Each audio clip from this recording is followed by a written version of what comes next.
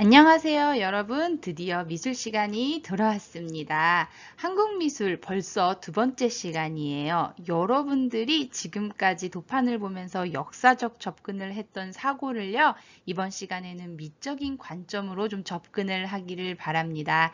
이번 시간에는 고려시대의 미술에 대해서 함께 감상하고 알아보도록 할 거예요. 자, 그러면은 다 함께 고려시대로 출발할게요. 한국미술 시대별 개관 고려시대, 그 시기는 10세기 중반에서 14세기 중반입니다. 귀족과 호족 문화 아래 전개되었던 불교 중심의 우아한 미술이 특징적이죠. 통일신라의 전통을 계승하면서도 고려 전기에는 송나라의 영향을 받았고 고려 후기에는 원나라의 영향을 받은 것이 특징이죠. 발달된 미술은 특히 고려 불화와 우리나라의 독창적인 비치색이 특징인 고려 청자가 발달하였습니다. 고려시대 고려 불화를 살펴보기 전에 고려시대 미술품 중에 회화는 몇몇 개 전해져 내려오는 것들이 있기는 하지만 특히 많이 남아있지는 않습니다. 왜냐하면 오래되었기 때문이죠. 고려시대는 귀족과 호족 문화 아래 불교 중심의 국가였죠. 그러한 영향이 미술에도 그대로 남아 우리가 고려 불화로 살펴볼 수 있는 거겠죠. 이 한국미술사를 여러분들하고 진행을 하다 보면은 불교, 유교 이런 이야기를 좀 하게 됩니다.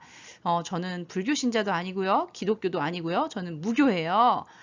미술의 역사를 들여다볼 때 서양은 기독교 미술을 중심으로 동양은 불교, 유교, 도교의 사상을 중심으로 발전이 됩니다.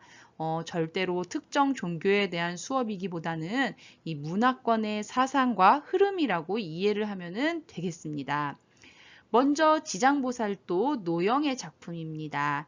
흑색의 배경에 반가의 자세를 취하고 있는 지장보살, 그리고 이 지장보살이 있는데 저 뒤쪽에 배경에 단무갈 보살이 있어요. 서 있는 사람, 이 단무갈 보살을 향해서 태조 왕건이 엎드려서 경배를 하고 있어요. 사진이 좀 작아서 태조 왕건의 모습까지는 잘 안 보이는데요. 어쨌든 왼쪽 뒤편에 보면은 뾰족뾰족하게 솟아있는 것들 보이죠? 금강산이에요. 재료는 무엇인가요? 흑색의 비단에 이제 금분으로 그림을 그렸어요. 굉장히 화려하죠. 그래서 고려 불화의 특징은 아주 화려합니다. 자, 두 번째 작품을 볼까요? 이제 더 화려한 고려 불화를 감상해 봅시다. 서구방의 수월관음도라는 작품이에요. 수월관음도는 달빛에 물에 비친 관음상의 모습을 그린 것이에요. 자, 왼편을 향해서 다리를 꼬고 앉아있는 자세 보이나요? 가늘고 긴 부드러운 팔 그리고 손, 가볍게 걸쳐진 투명하고 아름다운 겉옷, 더 확대해서 한번 살펴볼까요? 여기 보니까 투명한 옷자락, 가늘고 긴 손가락, 화려한 장식의 군이, 또 배경에 보니까 이렇게 병이 있어. 이렇게 병에 이렇게 나뭇가지 같은 게 탁 꽂혀져 있는데 버드나무 가지가 꽂혀 있네요. 아주 품위 있고 너무 정교하고 화려합니다. 이제 발 있는데 확대한데 여기 아래쪽에 있는 데를 볼까?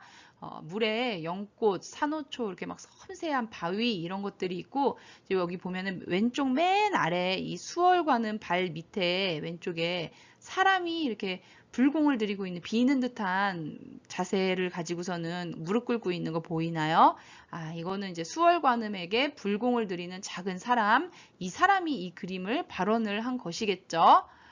이렇게 화려한 그림을 그리기 위해서는요, 어떻게 그릴 수가 있을까요? 이 그림을 그리는 이제 재료, 바탕은 비단인데, 이 비단 뒤에 먼저 발색이 될 수 있는 색을 칠해. 그리고 앞쪽에서 이제 밑에다 칠한 밑색이 우러나오게 하면서 아주 섬세한 표현을 하는 거지. 이렇게 표현을 하는 것을 복채법이라고 합니다. 한국 미술에서 굉장히 많이 살펴볼 수가 있어요.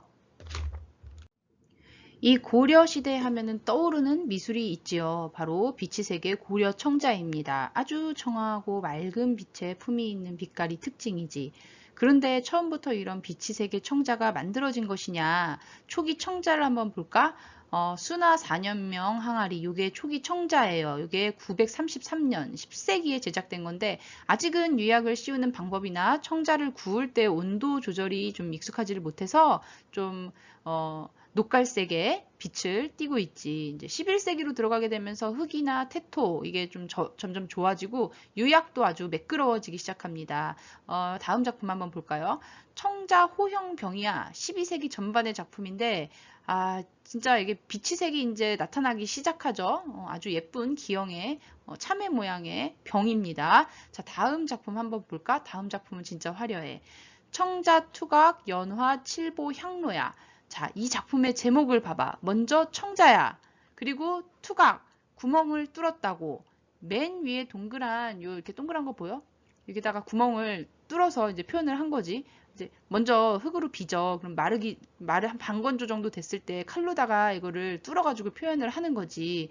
다음에 이제 중간 부분에 연화. 연꽃 중앙에 보이나요? 그리고 이 기물의 쓰임새는 뭐야? 맨 끝에 향로라고 써있지. 향로야. 향을 피우는 거라고. 이 작품이 참 귀엽고 깜찍해. 맨 아래 보면은 토끼가 사방을 받치고 있지. 이게 얼마나 공을 들인 작품이니. 고려 12세기 작품이고 이것도 국립중앙박물관에 가면은 여러분들이 볼 수가 있습니다. 대표 작품이에요. 자, 이제 청자의 절정인 상감청자를 살펴볼게요. 상감 기법이 뭐냐? 먼저 기형을 만들어 항아리, 접시, 병 등등 기본이 되는 틀을 이제 만들지. 그거를 이제 그늘에다가 반쯤 말려. 이제 완전히 말리는 게 아니라 꾸덕꾸덕한데 이제 촉촉한 정도로 다 말려. 그럼 이제 방건조가 되겠지? 방건조된 데에다가 모양을 이제 살짝 파. 그리고 그 파낸 자리에다가 백색의 흙이나 검정색의 흙을 이렇게 밀어 넣어.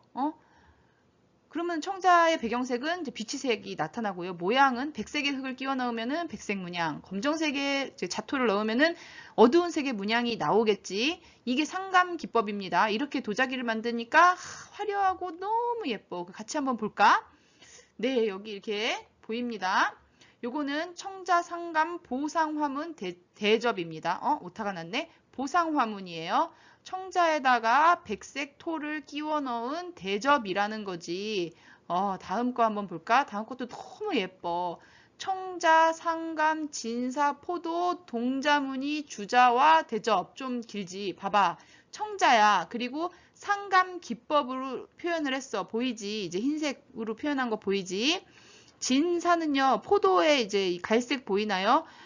동을 살짝 바른 거예요. 포도를 표현을 하려고. 주자는 주전자. 그리고 그 아래 이 주전자를 받치고 있는 대접 보이나요? 그리고 안에 포도 무늬가 있는데 이 동자승들 보이나요? 동자들이 막 포도 줄기를 붙잡고 있는 아주 귀여운 모습을 상감기법으로 다 표현을 한 거예요. 예뻐. 너무 예쁘고 정교하고 사랑스럽지. 이제 다음 작품은 이 상감 청자를 말할 때 아주 대표하는 작품이에요. 청자 상감 운항문 매병. 이거는 간송 전형필 선생의 컬렉션이지. 간송미술관에서 작년인가? 재작년인가? 저기 동대문 DDP 동대문 디자인 플라자에서 전시를 했어. 일단 간송 컬렉션은 봄하고 가을에 정기 전시를 하는데 아주 잠깐씩 공개를 하다 보니까 사람도 많고 예전에는 저기 이제 성북동에 가면은요 간송 미술관이라고 있어. 거기 가서 길게 줄을 서가지고 봤는데 이거 이제 동대문 디자인 플라자에서 다시 보니까 참 되게 달라 보이던데 이게 전시를 어디서 하느냐에 따라서 미술품의 느낌이 참 다르게 보여. 어쨌든 여기서 상감 기법 보이나요? 여기 보니까 동그란 원 보이죠? 동그란 원 안에 학들을 있죠. 이 학들 동그란 원 안에 있는 학은 위를 바라보고 있어. 상승의 모습을 원 밖에 있는 학들을 봐봐. 어디를 바라보고 있어? 아래를 바라보고 있지. 그리고 이거를 매병이라고 해. 이 항아리 주둥이부터 아래로다가 싹 내려오는 이 곡선을 봐봐. 당당한 어깨에서 이렇게 S자로다 싹 떨어지는 이 곡선의 미. 이게 맨날 사진으로만 보면 상감청자구나 하는데 직접 가서 한번 보세요. 진짜 압도하는 그런 게 있습니다. 원본의 아우라라고 하죠. 실제 가서 보면은 진짜 아우라가 샥 감싸고 있는 거를 느낄 거예요. 이 상감청자는 이제 우리나라 독자적인 예술 표현 방법이죠. 너무 예쁘고 기품이 있습니다. 예술의 극치라고 볼 수 있는 우리나라의 이제 독창적인 기법 상감이죠. 자, 이게 청자상감 운항문 매병 국보 제68호입니다. 아주 멋있죠. 여러분도 나중에 한번 꼭 보러 한번 가보세요. 알겠죠? 자, 다음으로는 탑과 불상, 건축을 함께 살펴보도록 할게요. 여기 사진에는 경천사지 10층 석탑이 있습니다. 원나라의 영향을 받은 탑이지 우리가 앞서서 통일신라 시대 때 2층 기단의 3층 석탑의 불교의 이상미, 비례미, 균형미의 극치를 이루었던 탑이 있었지. 그 뭐야? 석가탑이잖아. 근데 고려시대로 이게 이행하게 되면서 전반기에는 중국의 송나라의 영향을 많이 받았어. 그러다 보니까 월정사 8강 9층 석탑 이런 것들이 이제 송나라의 영향을 받은 탑이고요. 지금 여기 보이는 이제 후기 쪽에 원나라의 영향을 받은 탑이 이렇게 있습니다. 경천사지 10층 석탑이 이제 대표적이죠. 이 경천사지 탑은 재료가 대리석이에요. 다음으로 저기 경북 영주에 가면은 부석사라고 있어. 거기 가면은 소조열의 좌상이 이제 고려 시대의 대표 불상이죠. 고려 불상이 많이 있어. 왜냐면은 이제 불교 국가였으니까 여러 가지가 있는데 이 불상도 마찬가지로 이제 통일신라 시대의 이상미가 뭐야? 석굴암의 본존불이잖아. 근데 이상미에서 이제 후기로 쫙 가면서 살짝 경화된 얼굴이 나타나는데 특히 이제 요 부석사 소조열의 좌상은 아주 모델링이 부드럽고 소조불이야. 소조불이 뭐야? 조각한 게 아니라 점토로 만든 거예요. 그래서 박물관에 가면은 여러분들이 석불, 철불 이런 게 많아. 근데 요거는 그 경북 영주에 가면은 부석사에 이제 소조불이 이제 있다는 특징이 있지. 이 불상 뒤에 이렇게 광배 뒤에 이렇게 활활 타오르는 불꽃문이 보이나요? 보이죠? 저거는 이제 나무를 깎아서 만든 데다가 금을 입힌 것입니다. 자, 아까 부석사에 소조불이 있는 무량수전입니다. 정면 5칸, 측면 3칸의 팔짝 지붕의 우리나라의 목조 건축 중에 가장 오래된 것 중에 하나입니다. 지붕을 받치고 있는 이 기둥들 보이나요? 하나, 둘, 셋, 넷, 다섯, 여섯 막 이렇게 보이는 기둥들 있지. 이게 배을림 기둥이라고 해. 나무를 살짝 배불뚝이처럼 볼록하게 하는 거지. 우리나라에서는 배을림 기둥, 서양에서는 파르테논 신전에서도 비슷한 양식이 보입니다. 그걸 엔타시스 양식이라고 하는데 아주 비슷해. 기둥을 살짝 배부른 듯이 가운데 부분이 굵고 아래 위는 그보다 살짝 가는 거야. 왜 이렇게 만드나? 이 커다란 지붕을 받치고 있는 기둥을 이렇게 땅에 서서 바라보면은 기둥의 가운데가 좀 가늘게 보이는 착시가 있어. 그거를 막으려고 이렇게 배을림 기둥을 사용하는 거지. 건물이 훨씬 균형감 있게 보이는 효과를 주기 위해서 의도적으로 이렇게 합니다. 자, 이 기둥의 위에는요, 고려시대의 건축의 특징인 주심포 양식이 보이죠. 이게 조선시대로 올라가면은 좀 더 이제 복잡하게 다포 양식, 그리고 ik공 양식 이런 건축물들이 나타나게 됩니다.